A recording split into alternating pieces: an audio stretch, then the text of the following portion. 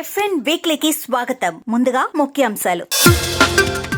Aqua రంగంలో role model గా నిలుస్తున్న aqua doctor solution founder doctor Debtanu Barman కు ఘన సత్కారం. Swami Vivekananda global peace award అందుచేత. తెలంగాణ మత్స్యశాఖ మంత్రిగా నియమితులైన వాకిటి శ్రీహరి. మత్స్య రంగంలో సమస్యల పరిష్కారానికి మంత్రి సన్నద్ధం. అమెరికా విధించిన సుంకాల ప్రభావంతో కుదేలైన ఆక్వా రంగానికి ఊపిరిపోయినున్న ఏపీ కూటమి ప్రభుత్వం. ఆక్వా పరిశ్రమ పునరుజ్జీవానికి ప్రత్యేక కమిటీ ఏర్పాటు. ఇక మత్స్యకారులకు వేటకళ్లే భారం తక్కువ.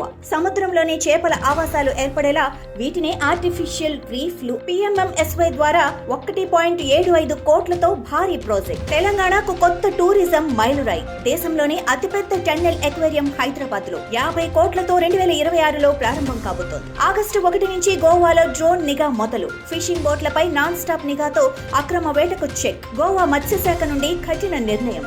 ఇన్లాండ్ ఫిషరీస్ కు కేంద్రం నూతన దిశ. PMMSY కింద చేపల ఉత్పత్తి అభివృద్ధికి కేంద్ర మంత్రి రాజీవ్ రంజన్ సింగ్ సూచనలు. ఇక ప్రధాన వార్తల్లోకి వెళితే, మిషన్ విశ్వగురు భారత్ జాతీయ సదస్సు సందర్భంగా aqua doctor solution CEO and founder doctor Debtanu Barman కు 2025 సంవత్సరానికి Swami Vivekananda global peace award లభించిన సందర్భంలో ఫిషరీ న్యూస్ హృదయపూర్వక శుభాకాంక్షలు తెలియజేస్తుంది. ఫిషరీస్ విద్యారంగంలో ఆయన చేసిన సేవలు, యువతను శక్తివంతంగా మారుస్తున్న కృషి, ఇవన్నీ ఆక్వాకల్చర్ లో ప్రాతినిధ్యంగా ఉన్న జ్ఞానం, ప్రభావం మరియు స్ఫూర్తి విలువలకు ప్రతిరూపం. ఆక్వా రంగంలో తరువాత తరానికి స్ఫూర్తిగా నిలిచే ఆయన ప్రయాణం విజయవంతం కావాలని మనస్ఫూర్తిగా కోరుకుంటున్నాం. తెలంగాణ రాష్ట్రానికి కొత్తగా మత్స్యశాఖ మంత్రిగా బాధ్యతలు చేపట్టిన మక్తల్ ఎమ్మెల్యే వాకిటి శ్రీహరి. మత్స్యకారుల్లో చిగురించిన కొత్త ఆశలు. నారాయణపేట జిల్లా మక్తల్ కు చెందిన ఈయన 2023లో కాంగ్రెస్ తరపున గెలిచి ఇప్పుడు మత్స్యశాఖ మంత్రిగా నియమితులవ్వటం మత్స్య రంగానికి పెద్ద ఊరటగా కనిపిస్తోంది. చిన్న రైతులకు అనుమతుల సౌలభ్యం, ఆధునిక పద్ధతుల ప్రోత్సాహం, ఫిషరీస్ లో జాబ్ క్రియేషన్, మార్కెట్ వసతుల వంటి కీలక సమస్యలు పరిష్కారమవుతాయన్న నమ్మకం నెలకొంది. వృత్తిపరంగా మత్స్యకారుల జీవితాన్ని దగ్గరగా చూసిన నేతగా శ్రీహరి గారి నాయకత్వంలో తెలంగాణ ఆక్వా కల్చర్ కు కొత్త దిశ ఏర్పడనుంది. అమెరికా విధించిన సుంకాల వల్ల సంక్షోభంలోకి వెళ్లిన ఆక్వా పరిశ్రమను ఆదుకునేందుకు ప్రభుత్వం కట్టుబడి ఉందని డిప్యూటీ స్పీకర్ రఘురామకృష్ణంరాజు స్పష్టం చేశారు. ఏపీ ఫిషరీస్ శాఖ కమిషనర్ కార్యాలయంలో aquaculture authority chairman Anam Venkata Ramana MLA Kamineni Srinivas తో కలిసి ఆయన మీడియాతో మాట్లాడారు. ఏప్రిల్ 9న కొత్తగా ఏర్పడిన టీడీపీ కూటమి ప్రభుత్వం ఆక్వా రంగాన్ని మళ్లీ పటిష్టం చేయాలన్న లక్ష్యంతో ప్రత్యేక కమిటీని నియమించినట్లు చెప్పారు. అమెరికా సుంకాలతో పాటు పరిశ్రమ ఎదుర్కొంటున్న అన్ని సవాళ్లపై ఈ కమిటీ 18 వర్చువల్ సమావేశాలు నిర్వహించి దీర్ఘకాలిక వ్యూహాలను రూపొందించిందన్నారు. అధికారంలోకి వచ్చిన వెంటనే రొయ్యల మేత ధర కిలోకు ₹4 మేర తగ్గించామని, రాష్ట్రంలోని 2.7 లక్షల చెరువులకు తోడు 3800 యూనిట్ల జియో ట్యాగింగ్ పూర్తి చేసినట్లు తెలిపారు. కోనసీమ కాట్రేనికోన మండలంలో మత్స్యకారులకు మరోసారి మోసం ఎదురైంది. పీతల సీడ్ విక్రయంలో సరఫరాదారు, మధ్యవర్తి కలిసి రైతులను భారీగా మోసగించారు. పల్లా గ్రామానికి చెందిన 26 మంది రైతులు కలిసి మధ్యవర్తి మాటలు నమ్మి 14 లక్షల విలువైన 60,000 తెల్ల పీతల పిల్లలను కొనుగోలు చేశారు. ఒక్కో పిల్ల కోసం ₹23 చెల్లించిన ఈ రైతులకు వాటి అసలు రకం స్కిల్లా సెరేటా అని చెప్పి తక్కువ ధర ఉన్న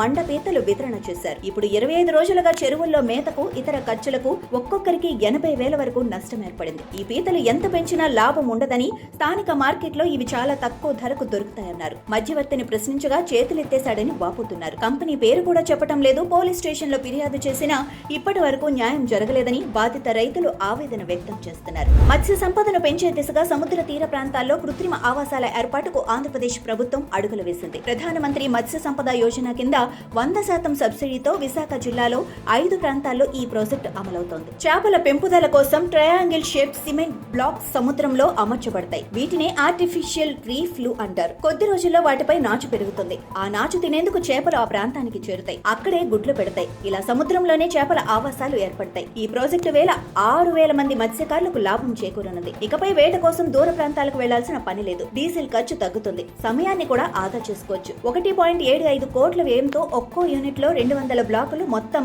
1000 కృత్రిమ బ్లాకులు ఏర్పాటు చేస్తున్నారు. ఇది సీఎం FRI విశాఖపట్నం సాంకేతిక మద్దతుతో జరుగుతోంది. సముద్రంలో వాతావరణ మార్పులు, పడవ ప్రమాదాలు, అంతర్జాతీయ జలసీమల్లోకి పొరపాటున ప్రవేశ ప్రవేశించటం వంటివి మత్స్యకారులకు తీవ్రమైన ముప్పుగా మారాయి. ఈ నేపథ్యంలో ఇస్రో అభివృద్ధి చేసిన ఉపగ్రహ ఆధారిత ట్రాన్స్పాండర్ పరికరం మత్స్యకారుల భద్రతకు కొత్త దారిని చూపుతోంది. ఈ పరికరం మొబైల్ నెట్వర్క్ మీద ఆధారపడకుండా నేరుగా ఉపగ్రహంతో అనుసంధానమై ఉంటుంది. ప్రమాద సమయాల్లో పడవ ధ్వంసమైన, అనారోగ్య పరిస్థితి వచ్చినా క్షణాల్లో తీర ప్రాంత అధికారులకు సిగ్నల్స్ పంపగలిగే సాంకేతికత ఇది. అంతేకాక సముద్రంలో ఎక్కడ చేపల సమృద్ధి ఉందన్న సమాచారం కూడా అందిస్తుంది. అంతర్జాతీయ జలసీమను దాటిన వెంటనే హెచ్చరికలతో అప్రమత్తం చేస్తుంది. ప్రస్తుతం ఈ వ్యవస్థను పశ్చిమ బెంగాల్ తీరంలో 300 పడవల్లో ప్రయోగాత్మకంగా అమలు చేస్తున్నారు. భవిష్యత్తులో దేశంలోని అన్ని తీర ప్రాంతాల్లో ఈ టెక్నాలజీ విస్తరించాలని మత్స్యశాఖ లక్ష్యంగా పెట్టుకుంది. తూర్పు తీరంలో చేపల వేట నిషేధం ముగింపు దశకు చేరుతుండగా నిస్సహాయంగా ఎదురు చూస్తున్న మత్స్యకారులకు కవ్వాళ్ల చేపలు వరంగా మారాయి.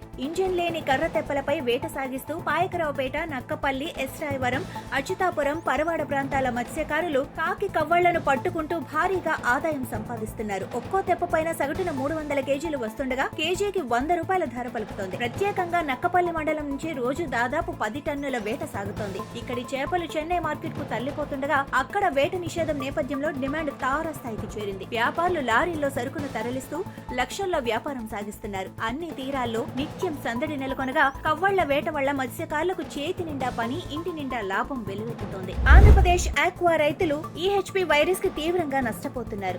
మండవల్లికి చెందిన ఓ రైతు 5 ఎకరాల్లో రొయ్యల సాగు చేపట్టగా 60 రోజుల్లో 70 నుండి 80 కౌంట్ రావాల్సిన చెరువులో ఈహెచ్పీ వ్యాధి కారణంగా కేవలం 220 కౌంట్ మాత్రమే వచ్చింది. 15 లక్షల పెట్టుబడితో సాగు మొదలుపెట్టిన ఆయనకు చివరికి చేతిలో మిగిలింది 2,40,000 మాత్రమే. ఈ వ్యాధి రొయ్యల జీర్ణతంత్రాన్ని దెబ్బతీస్తూ వాటి ఎదుగుదలపై తీవ్ర ప్రభావం చూపుతోంది. రంగు మార్పులు, వృద్ధిలో తేడాలు, ఆశించిన కౌంటు లేకపోవడం వంటి లక్షణాలు కనిపిస్తున్నాయి. ఉమ్మడి జిల్లాలో ప్రభుత్వ గుర్తింపు పొందిన హ్యాచరీలు లేకపోవడంతో రైతులు దూర ప్రాంతాల హ్యాచరీలపై ఆధారపడుతున్నారు.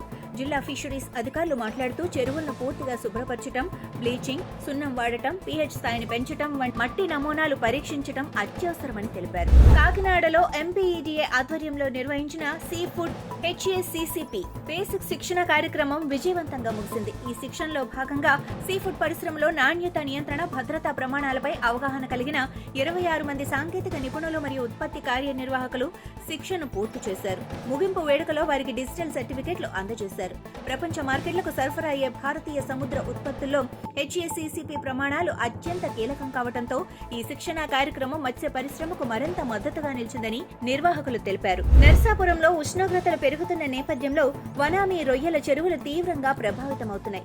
సాధారణంగా 28 నుంచి 32 డిగ్రీల మధ్య ఉష్ణోగ్రతలు రొయ్యల ఎదుగుదలకు అనుకూలంగా ఉంటాయి. కానీ ప్రస్తుతం 40 డిగ్రీల దాకా పెరగటం వల్ల చెరువులు నీటిలో ఆక్సిజన్ శాతం తగ్గి రొయ్యలు మృతి చెందుతున్నట్లు స్థానిక రైతులు వాపోతున్నారు. ఈ పరిస్థితుల్లో నష్టాలను నివారించేందుకు యాజమాన్య పద్ధతులు పాటించాల్సిన అవసరముందని ఆక్వా నిపుణులు హెచ్చరిస్తున్నారు. నాణ్యమైన మేతను తగిన మోతాదులో మాత్రమే వినియోగించాలి. అవసరానికి మించి మేత చెరువు నీటిని కలుషితం చేస్తోంది. వ్యాధుల నివారణకు చెరువుల్లో నీటి లోతు కనీసం 5 అడుగులు ఉండేలా చూసుకోవాలి. ఏరియేటర్లను నిరంతరాయంగా నడపాలి. ఆక్సిజన్ శాతం తగ్గిన సందర్భాల్లో హైడ్రోజన్ పెరాక్సైడ్ వంటి రసాయనాలు చల్లాలని సూచిస్తున్నారు. దేశంలోనే అతిపెద్ద టన్నెల్ స్టైల్ అక్వేరియాన్ని హైదరాబాద్ లో ఏర్పాటు చేయనున్నట్లు అధికార వర్గాలు వెల్లడించాయి. నెహ్రూ జులాజికల్ పార్క్ లో 50 కోట్ల వ్యయంతో 4,000 చదరపు మీటర్ల విస్తీర్ణంలో ఈ అత్యాధునిక సముద్ర ప్రదర్శన కేంద్రం నిర్మించనున్నారు. ఈ ప్రాజెక్టు పబ్లిక్ ప్రైవేట్ పార్ట్నర్షిప్ పద్ధతిలో 2026 నాటికి ప్రారంభించనున్నారు. ఈ అక్వేరియం కేవలం వినోదం కోసమే కాదు, పాఠశాల తరహాలో విద్యార్థులకు సముద్ర జీవనానికి సంబంధించిన అవగాహనను పెంపొందించే లివింగ్ క్లాస్ రూమ్ గా తీర్చిదిద్దనున్నారు. నదులు, సరస్సులు, సముద్రపు లోతుల్లో జీవించే వృక్ష, జంతు జీవుల ప్రపంచాన్ని విభిన్న గ్యాలరీల ద్వారా పరిచయం చేస్తారు. షార్కులు, కారల్ ఫిష్లు, ఇతర సముద్ర జీవాలు తలపై నుంచి ఈదుతూ వెళ్లే టన్నెల్ అనుభవం సందర్శకులను అబ్బురపరచనుంది.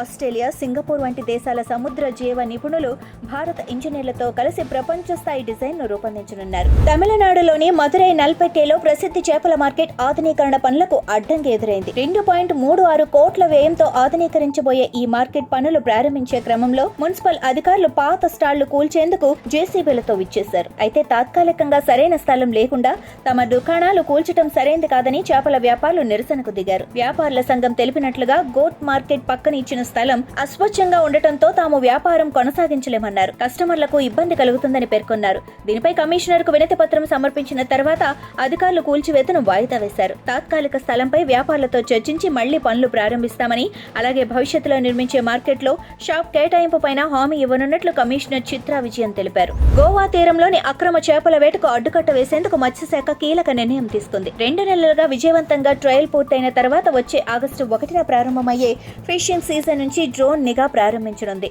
రాష్ట్ర మత్స్యశాఖ మంత్రి నీలకాంత్ హలార్కర్ మాట్లాడుతూ, గోవా తీర ప్రాంతం చిన్నదే అయినా ఆధునిక టెక్నాలజీలతో అక్రమ రీతుల్లో చేపలు పట్టడాన్ని అడ్డుకోవాలన్న లక్ష్యంతో ఈ పద్ధతిని అనుసరిస్తున్నామని అన్నారు. ఇప్పటికే ఏప్రిల్ మేలో పనాజీ జెట్టీలో డ్రోన్లు ట్రయల్స్ జరిపిన శాఖ ఎల్ఈడి లైట్లు, bull trolling, cross border fishing వంటి అక్రమ చర్యలను గుర్తించేందుకు టెక్నాలజీని విస్తృతంగా వినియోగించనుంది. అయితే డ్రోన్ల బ్యాటరీ లైఫ్, తీర ప్రాంత వాతావరణం వంటి సవాళ్లు ఉన్నప్పటికీ వాటిని అధిగమించేలా చర్యలు తీసుకుంటామని అధికారులు తెలిపారు. ఇక ఫిషింగ్ జెట్టీల్లో సీసీటీవీ ఏర్పాటు కూడా పూర్తవుతుండగా ఇది 24/7 నిఘా విధానాన్ని మరింత బలోపేతం చేయనుంది. కేరళ రాష్ట్రం వల్లర్పాండంలోని మల్టీ స్పీసీస్ ఆక్వాకల్చర్ కాంప్లెక్స్ ప్రాంగణంలో హై హెల్త్ పీనస్ మోనోజాన్ రొయ్యల హార్వెస్ట్ ను ఎంపడా చైర్మన్ శ్రీ డివి స్వామి ఐఏఎస్ ఘనంగా ప్రారంభించారు.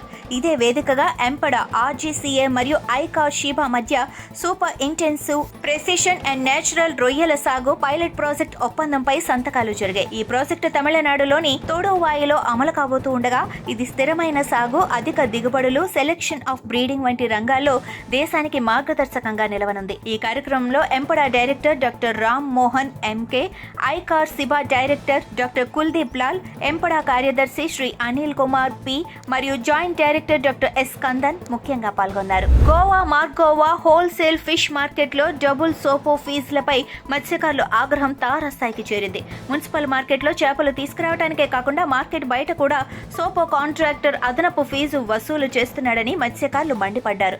పడవల యజమానులతో కూడిన ప్రతినిధి బృందం మాజీ మంత్రి జోస్ ఫిలిప్ డిసౌజా, సావియో డిసెల్వా సమక్షంలో మార్గోవా మున్సిపల్ చైర్పర్సన్ దాము సిరోద్కర్ మరియు చీఫ్ ఆఫీసర్ మెల్విన్ వాజ్ ను కలిసి ఈ వివాదాన్ని పరిష్కరించాలని డిమాండ్ చేశారు. చేపలు అమ్మే సైకిల్ విక్రేతలు సైతం గ్రామాల్లో మళ్లీ సోపో ఫీజు చెల్లించాల్సిన పరిస్థితిని వివరించారు. దీనిపై స్పందించిన అధికారులు సోపో కాంట్రాక్టర్ మరియు పడవల యజమానుల మధ్య ప్రత్యేక సమావేశం ఏర్పాటు చేస్తామని హామీ ఇచ్చారు. కేరళ కోజికోడ్ జిల్లాలోని ఫిషింగ్ బోట్ల యజమానులు ట్రాలింగ్ నిషేధ కాలంలో నౌకాశ్రయాల్లో లంగరు వేసిన పడవల వద్ద జరుగుతున్న దొంగతనాలను అరికట్టేందుకు మత్స్యశాఖకు విజ్ఞప్తి చేశారు. వారు పేర్కొన్న దాని ప్రకారం గత కొన్ని సంవత్సరాల్లో పుతియప్ప మరియు జైపూర్ నౌకాశ్రయాల్లో లంగరు వేసిన పడవలలో ఇలాంటి సంఘటనలు జరిగాయని, వాటి వల్ల చేపల బోట్ల యజమానులకు భారీగా ఆర్థిక నష్టం వాటిల్లిందని తెలిపారు. ఈ దొంగతనాలను నిరోధించడంలో సంబంధిత అధికారులు నిర్లక్ష్యంగా వ్యవహరిస్తున్నారని, దీనివల్ల బోట్ల యజమానులు నష్టపోతున్నారని వారు ఆరోపించారు. అందువల్ల ట్రోలింగ్ నిషేధం సమయంలో అన్ని నౌకాశ్రయాల్లో భద్రతను కఠినతరం చేయాలని, రాత్రి సమయంలో నిఘా పెంచాలని మత్స్యశాఖను కోరారు. ఇన్లాండ్ ఫిషరీస్ కు కొత్త ఊపు. ప్రధానమంత్రి మత్స్య సంపద యోజన కింద చేపల పెంపకాన్ని మరింతగా అభివృద్ధి చేయాలంటూ కేంద్ర మంత్రి రాజీవ్ రంజన్ సింగ్ కీలక పిలుపునిచ్చారు. Inland fisheries and aquaculture summit లో పలు ముఖ్యాంశాలు వెలుగులోకి వచ్చాయి. ఫిషరీస్ విభాగం 9% వృద్ధి రేటుతో వేగంగా అభివృద్ధి చెందుతోందని, 3 కోట్ల మందికి జీవనాధారం కల్పిస్తోందని మంత్రి తెలిపారు. భారత్ ప్రపంచంలో 2వ అతిపెద్ద చేపల ఉత్పత్తిదారుగా కొనసాగుతోంది. PMMSY, FIDF, బ్లూ రెవల్యూషన్ లాంటి పథకాల ద్వారా ఇప్పటి వరకు 38,572 కోట్ల పెట్టుబడి జరిగినట్లు తెలిపారు. 2013-14తో పోల్చితే ఇన్లాండ్ ఫిష్ ఉత్పత్తి 142% పెరిగి 147 లక్షల టన్నులకు చేరిందని వివరించారు. ఎగుమతుల పెంపు, salt water, cold water, ornamental farming ప్రోత్సాహం అవసరమని చెప్పారు. ICAR సహకారంతో టెక్నాలజీ, బ్రూడ్ స్టాక్ పెరుగుదలపై దృష్టి పెట్టాలని సూచించారు. మత్స్య రంగాన్ని పోషకాహారం, ఆదాయం రెండింటికి వేదికగా అభివృద్ధి చేయాలని పిలుపునిచ్చారు. ఇంతటితో FN వీక్లీ సమాప్తం. Follow fishery news Telugu for more updates.